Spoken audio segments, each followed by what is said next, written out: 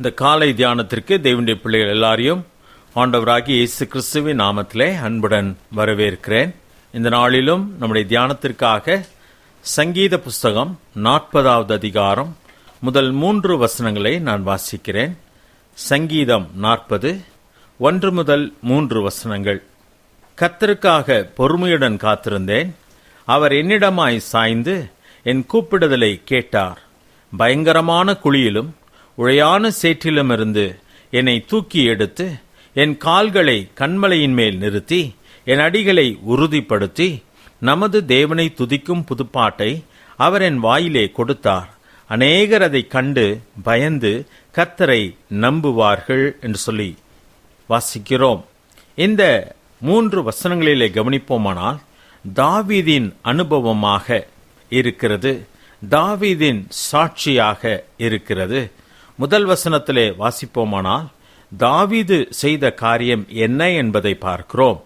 அதன் பின்பதாக பார்க்கும் பொழுது 2வது வசனத்திலே ஆண்டவர் தாவீதுக்கு செய்த காரியம் என்ன என்பதை பார்க்கிறோம். 3வதாக அதனுடைய விளைவு என்ன என்பதை நாம் பார்க்கிறோம். இந்த காரியங்களை நாம் இந்த காலையிலே நாம் தியானிக்கலாம். முதல் வசனத்தை மறுபடியுமாய் வாசிக்கிறேன், கவனிங்கள். கர்த்தருக்காக பொறுமையுடன் காத்திருந்தேன் என்று சொல்லி தாவீது சொல்கிறார். இதுதான் தாவீது செய்த காரியம். கர்த்தருக்காக பொறுமையுடன் காத்திருந்தேன். தாவீதுடைய வாழ்க்கையை நாம் சற்று யோசித்து கவனித்து பார்ப்போமானால் தாவீது ஆடுகளை மேய்த்து கொண்டிருந்த மேய்ப்பனாக இருக்கிறான். ஆனால் ஆண்டவர் தாவீதை இஸ்ரவேலை ஆளும் ராஜாவாக அபிஷேகம் பண்ணினார். அபிஷேகம் பண்ணப்பட்ட ராஜாவுக்கு சிங்காசனம் உடனடியாக கொடுக்கப்படவில்லை.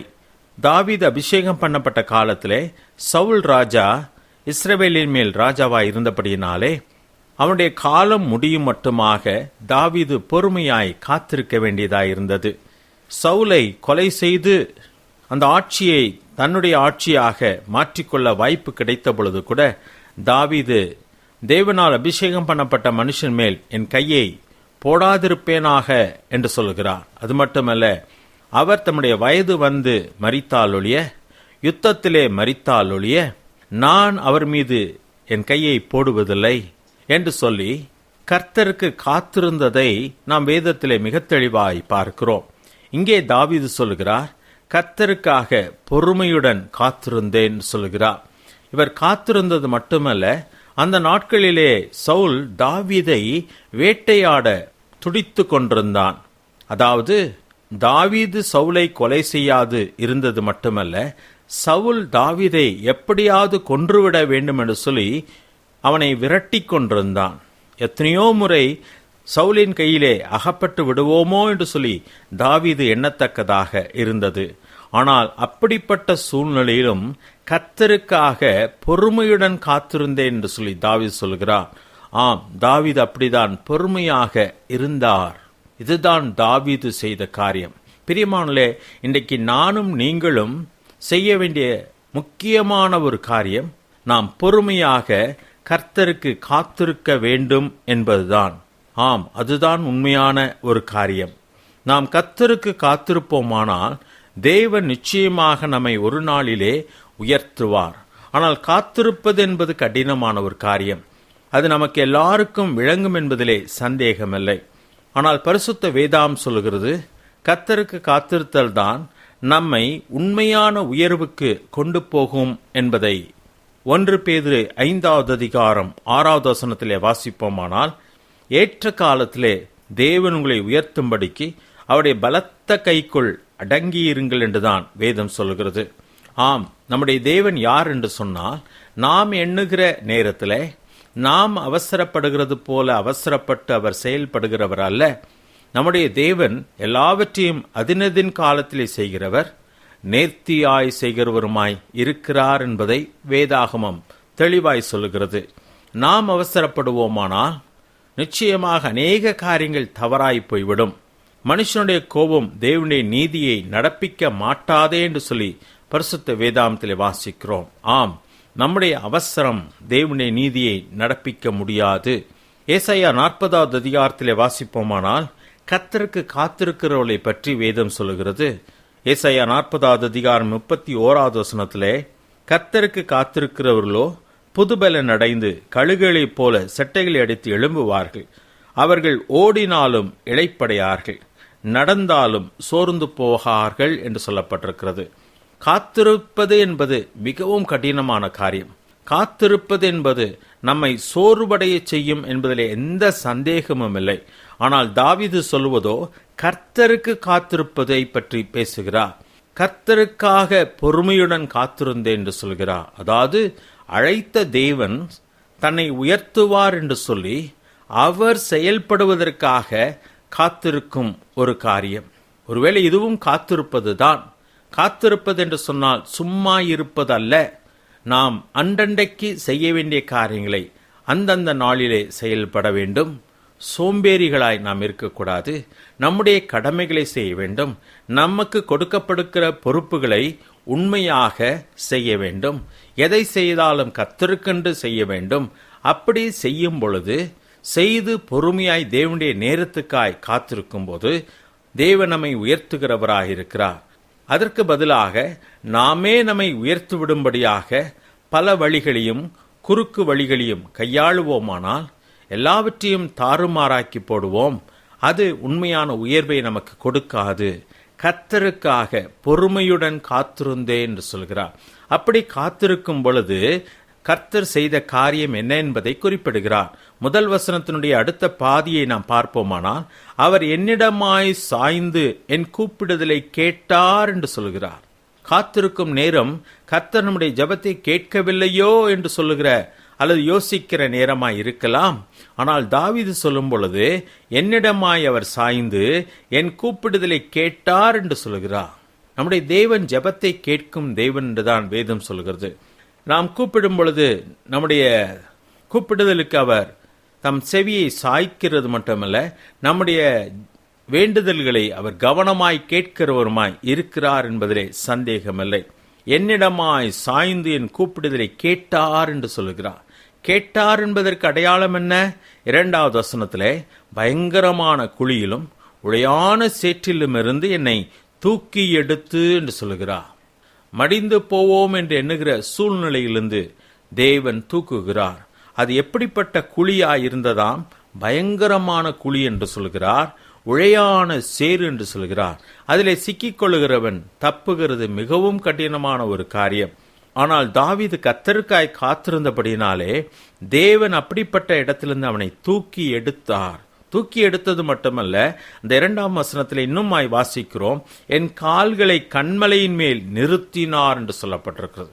உளையான சேற்றிலே ஊன்ற அங்கே தரை இருக்காது. அது சேராக இருக்கும், உழையானதாக இருக்கும். ஆனால் இப்பொழுதோ அவனுடைய கால்களை கன்மலையின் மேலே நிறுத்தி விட்டார் என்று சொல்கிறார். அது மட்டுமல்ல, அடுத்ததாக அந்த 2ஆம் வசனத்தை சொல்லும் பொழுது என் அடிகளை உறுதிப்படுத்தினார் என்று சொல்லப்பட்டிருக்கிறது. அப்படி என்றால் என்ன? தாவீதை அசைக்க முடியாத ஒரு அற்புதமான ராஜாவாக மாற்றுகிறார். தாவீது ஒரு அற்புதமான ராஜா. தாவீதுக்கு அநேக எதிரிகள் இருந்தார்கள்.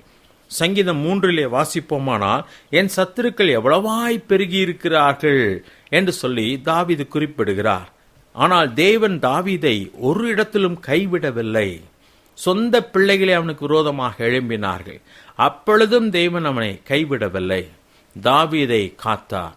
முதிர் வயதுள்ளவனாக மரிக்கிறான். தாவீது தேவனுடைய இருதயத்துக்கு ஏற்ற மனுஷனாக மாறினான். அதைதான் தாவீது சொல்கிறார். என்னை தூக்கி எடுத்தார், கன்மலையின் மேலே நிறுத்தினார், என் அடிகளை உறுதிப்படுத்தினார். 3ஆம் வசனத்தில் சொல்லும் பொழுது, நமது தேவனை துதிக்கும் புதுப்பாட்டை அவர் என் வாயிலே கொடுத்தார் என்று சொல்லி தாவீது குறிப்பிடுகிறார். ஆம், நாம் தாவீதின் சங்கீதங்களை வாசிக்கிறோம். அற்புதமான சங்கீதங்கள், அற்புதமான பாடல்கள். தேவனை துதிக்கும் பாடலை தேவன் தாவீதின் வாயிலே கொடுத்தார். இன்றைக்கு நானும் நீங்களும் அவைகளை வாசித்து ஆச்சரியப்படத்தக்கதாக இருக்கிறது. அநேக பாடுகள் தான் தாவீதை அற்புதமான பாடுகிறவனாக மாற்றிற்று, தேவனை துதிக்கிறவனாக மாற்றிற்று. எந்த சந்தேகமும் இல்லை. இதனுடைய விளைவு என்னவென்று சொன்னால், 3வது வசனத்தில் நாம் வாசிக்கிறோம், அநேகர் அதை கண்டு பயந்து கர்த்தரை நம்புவார்கள் என்று சொல்லப்பட்டிருக்கிறது. இதனுடைய விளைவு என்னவாம்? தாவீது எவ்வளவு பெரிய மனிதன் என்று சொல்லி ஜனங்கள் அறிந்து கொள்வார்கள் என்று சொல்லி அங்கே சொல்லப்படவில்லை. பதிலாக அநேகர் அதைக் கண்டு, எதைக் கண்டு? தாவீதை தேவன் உயர்த்தினதைக் கண்டு, தாவீதின் பாடல்களையெல்லாம் கேட்டவர்கள் கண்டு பயந்து கர்த்தரை நம்புவார்கள் என்று சொல்லப்பட்டிருக்கிறது. நாமே நம்மை உயர்த்துவோமானால் நாம் உயர்ந்தவர்களாக காணப்படுவோம். நம்மைதான் ஜனங்கள் காண்பதாக இருக்கும். ஆனால் தேவன் நம்மை உயர்த்துவாரானால் அங்கே தேவன் மகிமைப்படுகிறவராக இருக்கிறார். அநேகர் அதை கண்டு, அதாவது தாவீதை தேவன் உயர்த்தினதை கண்டு பயந்து போகிறார்கள். ஏன் பயப்படுகிறார்கள்? ஒரு மனிதனை இவ்வளவாக உயர்த்த முடியுமா? ஆடுகளுக்கு பின்பதாக அலைந்து கொண்டிருந்த இடையனை தேவன் இத்தனை பெரிய மகத்துவமான ராஜாவாக உயர்த்த முடியுமா என்று சொல்லி பார்த்து பயந்து போகிறார்கள். இதுதான் உண்மை. யார் ஒருவர் கர்த்தருக்கு காத்திருக்கிறார்களோ அவர்களை தேவன் இப்படியாக உயர்த்துகிறார். நாம் ஏசாயாவிலே வாசித்தோம், கழுகுகளைப் போல செட்டைகளை எடுத்து எழும்புவார்கள் என்று சொல்லி வாசிக்கிறோமே. அவர்கள் ஓடினாலும் களைப்படையார்கள், நடந்தாலும் சோர்ந்து போகார்கள். அதை பார்க்கிற மக்கள் பயந்து போவார்கள், கர்த்தரை நம்ப ஆரம்பிப்பார்கள். இதுதான் உண்மையான விளைவாயிருக்கிறது. தேவன் நம்மை உயர்த்தும் பொழுது அநேக ஜனங்கள் தேவனை அறிந்து கொள்வதற்கு அது ஏதுவாக மாறும். நம்முடைய வாழ்க்கை எப்படிப்பட்டதா இருக்கிறதா? ஜனங்கள் நம்மை பார்க்கிறார்களா அல்லது நம்முடைய தேவனை காண்கிறார்களா? தேவன் நம்மை உயர்த்துவாரானால் ஜனங்கள் தேவனை காண்பார்கள். நாமே நம்மை உயர்த்திக் கொள்வோமானால் நாம் தாம் உயர்த்தப்பட்டவர்களாயிருப்போம். தேவன் அங்கே மகிமைப்பட முடியாது என்பதுதான் உண்மையான ஒரு காரியம். அதனால்தான் நானும் நீங்களும் கர்த்தருக்கு பொறுமையுடன் காத்திருக்க வேண்டும். நம்முடைய வாழ்க்கையிலே கர்த்தருக்கு காத்திருக்கிறோமா? அவருடைய நேரத்துக்கென்று காத்திருக்கிறோமா? நம்முடைய வாழ்க்கையிலே அவர் செயல்படுவதற்காக பொறுமையாய் காத்திருக்கிறோமா? அல்லது உலகம் கையாளுவது போல குறுக்கு வழிகளை கையாண்டு நாமே நம்மை உயர்த்தி விடுவதற்காக முயற்சி எடுத்துக் கொண்டிருக்கிறோமா? நம்முடைய வாழ்க்கையின் எல்லைகளிலே பொறுமையாயிருக்கலாம். வாலிபர்கள் தங்களுடைய வாழ்க்கையை அமைத்துக் கொள்வதற்காக குறுக்கு வழிகளை கையாளக்கூடாது. நாம் கர்த்தருக்கு காத்திருக்க பழக வேண்டும். உலகத்தாரை போல செயல்படக்கூடாது. கர்த்தரை நம்புகிற ஒவ்வொரு மனுஷனும் அவருக்கு காத்திருக்க பழக வேண்டும். அப்பொழுதுதான் உண்மையான உயர்வு உண்டு. அதன் மூலமாக உண்மையான விளைவும் ஏற்படும் என்பதிலே சந்தேகமில்லை. தாவீது அதை தான் இந்த இடத்திலே சாட்சியாக அறிவிக்கிறார். கர்த்தருக்காக பொறுமையுடன் காத்திருந்தேன் என்று சொல்கிறார். கர்த்தர் கேட்டார் என்று சொல்கிறார். கர்த்தரனை தூக்கினார் என்று சொல்கிறார். கர்த்தரனை நிறுத்தினார் என்று சொல்கிறார். கர்த்தரின் கால்களை உறுதிப்படுத்தினார் என்று சொல்கிறார். புதுப்பாட்டை தந்தார் என்று சொல்கிறார். அந்த விளைவாக அநேகர் அதை பார்த்தார்கள், பயந்து போனார்கள், கர்த்தரை நம்பினார்கள் என்று சொல்லப்பட்டிருக்கிறது. இன்றைக்கு வரைக்கும் தாவீதின் வாழ்க்கையிலே அது உண்மைதானே? நாம் தாவீதை பற்றி தானே படித்துக் கொண்டிருக்கிறோம். ஒரு மனிதனை தேவன் எவ்வளவாய் உயர்த்த முடியும் என்பதை பார்த்து நாமே பயந்து போகத்தக்கதாக, அதாவது ஆச்சரிய பயப்படைகிறவர்களாய் இருக்கிறோமே. இன்றைக்கு நானும் நீங்களும் கர்த்தருக்கு காத்திருப்போமானால் நிச்சயமாகவே அதை போல அதிலும் மேலான உயர்வை நம்முடைய வாழ்க்கையில தேவன் கட்டளையிடுவது மட்டுமல்ல, நம்முடைய வாழ்க்கையை கண்ட அநேகர் ஆண்டவரை அறிந்து கொள்வதற்கு ஏதுவாகும். இப்படிப்பட்ட உயர்வுக்காக நாம் காத்திருப்போம். உலகம் கொடுக்கிற உயர்வு நமக்கு தேவை இல்லை என்று சொல்ல பழக வேண்டும். தேவன் தாம் இந்த வார்த்தைகளை ஆசீர்வதிப்பாராக. ஆமென். 442288843 அல்லது 8778127005. தேவன் தாமே உங்களை ஆசீர்வதிப்பாராக.